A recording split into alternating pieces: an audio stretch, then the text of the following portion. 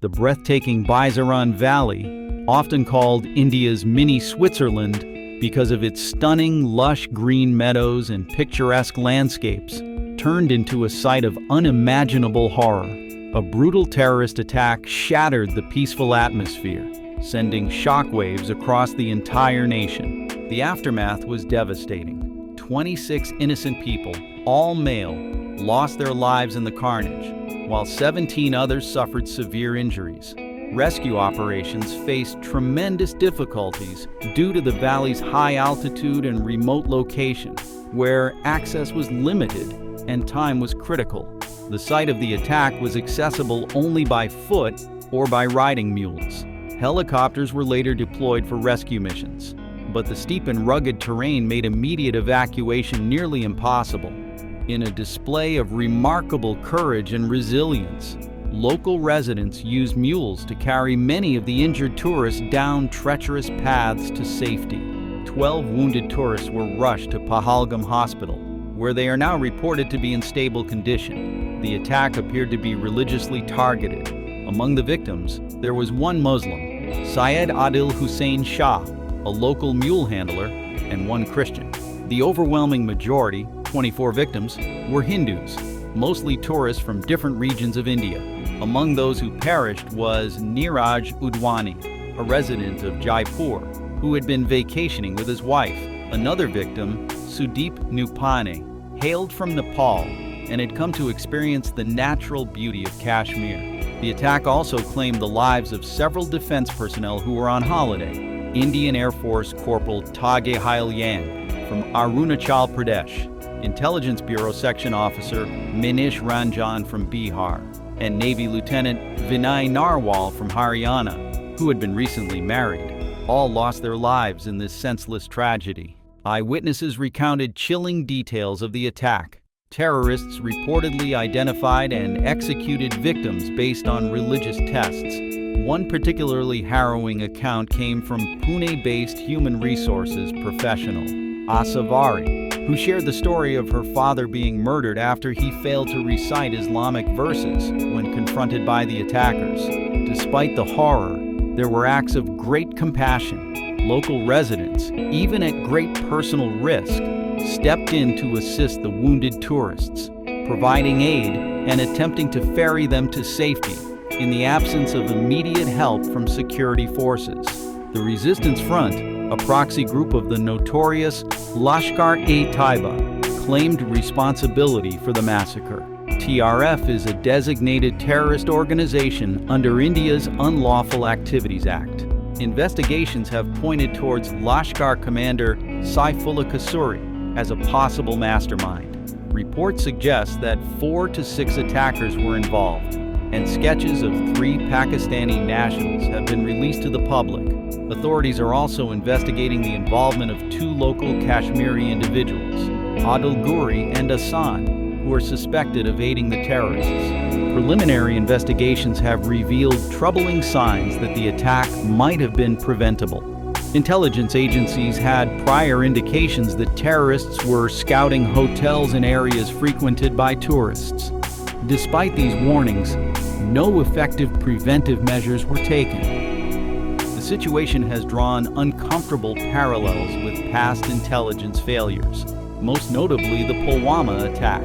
The question remains, how many more innocent lives must be lost before systemic changes are implemented? The Pulwama attack in 2019 stands as one of the most tragic and preventable terror attacks in India's recent history. Despite multiple prior intelligence warnings, over 2,500 Central Reserve Police Force personnel were transported together in a massive convoy without the use of airlifting, leaving them vulnerable to attack. The lack of precautionary measures and the blatant mishandling of actionable intelligence resulted in the death of 40 brave soldiers. At the time, there was widespread criticism of the government's failure to act on available warnings. Many questioned why such a large convoy was allowed to move through a high-risk zone without adequate security protocols, and why airlifting was not used despite the known threats in the region. In the wake of repeated terrorist attacks, serious questions have been raised about the central government's role and responsibility in ensuring border security and preventing infiltration. Citizens and political leaders alike have demanded clear answers from those in power. The government had previously claimed that major steps, such as demonetization, had broken the back of terrorism.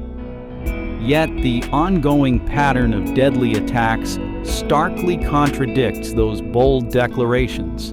The people deserve an honest explanation. If terrorism was supposedly crippled, how have these massacres continued to occur with such alarming regularity? Since 2016, India has witnessed a disturbing series of terrorist attacks targeting both security forces and civilians. Nagota Army Base attack, 2016. Amarnath Yatra attack, 2017. Sunjuan Military Station attack, May 2018. Pulwama attack, 2019. Jammu bus stand blast, 2019. Awantapura attack, 2019. Poonch Rajouri attack, 2023. Riasi attack, 2024. Pahalgam attack, 2025. Each attack has followed a familiar pattern: prior intelligence warnings, inadequate action, tragic loss of life, and muted accountability. An independent and critical media is essential for the health of any democracy. Unfortunately, in the wake of these attacks, much of the mainstream pro-government media has failed to ask tough questions about repeated security lapses. There have been documented incidents where anchors were silenced during live broadcasts when they attempted to discuss government failures. This is a sharp contrast to the post-26/11 Mumbai attack era, when media actively demanded accountability and real answers from those in charge. Today, the absence of such scrutiny has weakened the public's ability to demand justice and reform. India's defense forces are grappling with a massive manpower shortage, with over 8,400 officer posts and 92,400 soldier positions currently vacant. Such a severe shortage critically undermines national security and operational readiness, especially in sensitive and high-risk areas like Jammu and Kashmir. Without sufficient personnel to monitor borders, patrol sensitive areas, and respond swiftly to threats, the country remains vulnerable to infiltration and attacks. The reality is stark.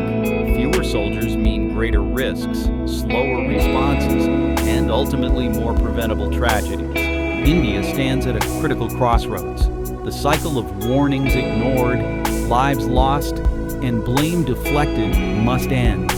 There is an urgent need for genuine accountability, structural reform, and an empowered media willing to ask the difficult questions. Democracy thrives on transparency and public pressure. If the media and citizens do not demand answers, systemic failures will only deepen, and more lives will be sacrificed needlessly. The question that now hangs heavy over the nation is, if attacks continue despite prior warnings, who will answer?